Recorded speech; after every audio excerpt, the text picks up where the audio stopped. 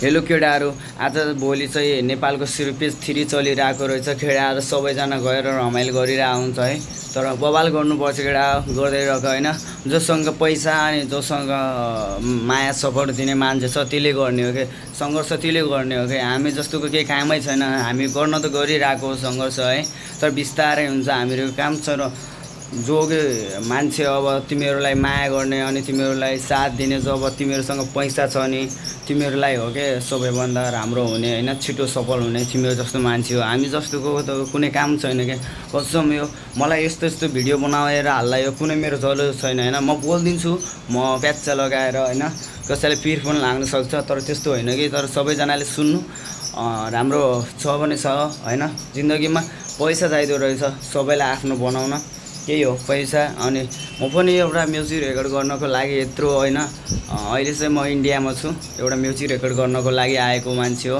अहिले के भयो खै, मसँग पनि अहिले धेरै पैसाहरू छैन होइन। म चाहिँ अहिले यहाँ यस्तो बसिरहेको छु, के हो खै। म ड्युटी जाँदाखेरि पनि त्यही काम गर्छु, आउँदाखेरि पनि त्यही काम गर्छु, राति लेख्छु त्यही, तर पनि भएको छैन होइन। मैले गरिरहेको नगर्ने होइन, गर्छु होइन। सबैभन्दा मेरो चाहिँ यो रुम है केटाहरू, यो चाहिँ रुम। अनि म चाहिँ यहाँ के गर्दै बस्छु भनेको चाहिँ एउटा चाहिँ यहाँ म्युजिक छ है, एउटा चाहिँ यहाँ म्युजिक छ। अनि यहाँ त मेरो यो काफी है, यहाँ काफी छ, यो काफी है। मैले पनि यहाँ लेखिरहेको हुन्छु कहीँ है, लेखिरहेको हुन्छु कि मैले पनि यो त कहीँ छुट्टो लेखिरहेको हुन्छु कि। तर जे होस् कि कहीँ हुनसक्छ एउटा हो, कोहीमा छ कि 1-2 पेजहरू है। यो त साइडमा छ, यस्तो लेखिरहेको हुन्छु है केटा हो, यस्तो लेखिरहेको हुन्छु। यता यस्तो लेखिरहेको हुन्छु है। केरेको छ केर्न त है, मैले केरेको छ, केरेको होइन भन्ने होइन। यस्तो एउटा यहाँ छ, तर छैन मसँग पैसा, के गर्नु है। मसँग पैसा छैन, म रेकर्ड गर्न सकेको छैन। जब कि एउटा गाना बनेको हुन्छ त्यो रेकर्ड गरेपछि हुन्छ है, त्यो बिस्तारै बिर्सिँदै जान्छ। यो पनि खासै राम्रो छैन। दाइरे भाइ मेरो साथमा छ नि भाइ, मसँग न्याउन खोज दाइहरूले भेट्यो बने सिधै घाँटी ठेल्ला भाइ।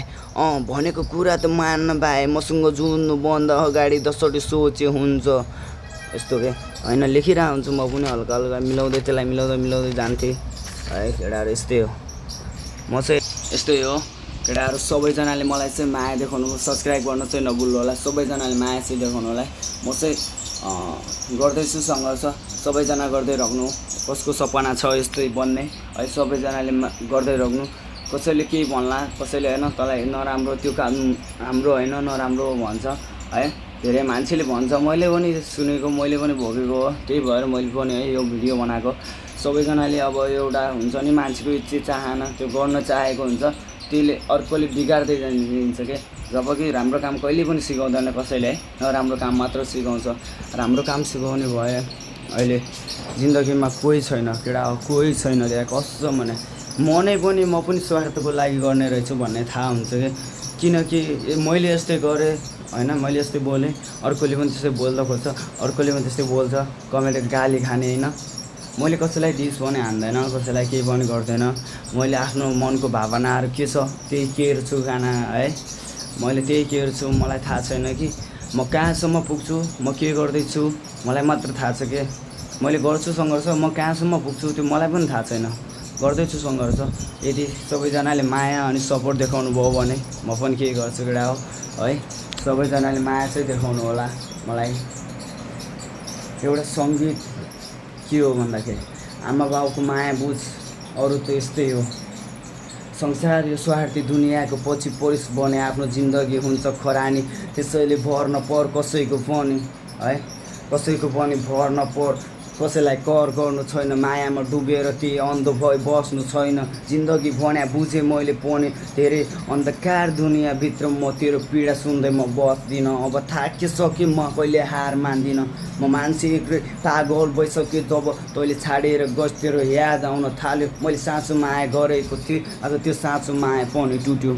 जबकि विश्वास गर्न थालेँ मैले तँलाई, अनि किनकि तँ साथमा हुन्छस् कि भनेर तैँले साथ छोडी गए। तर म म एकदमै दुःखी भएँ कसरी अब खुसी हुनु खोइ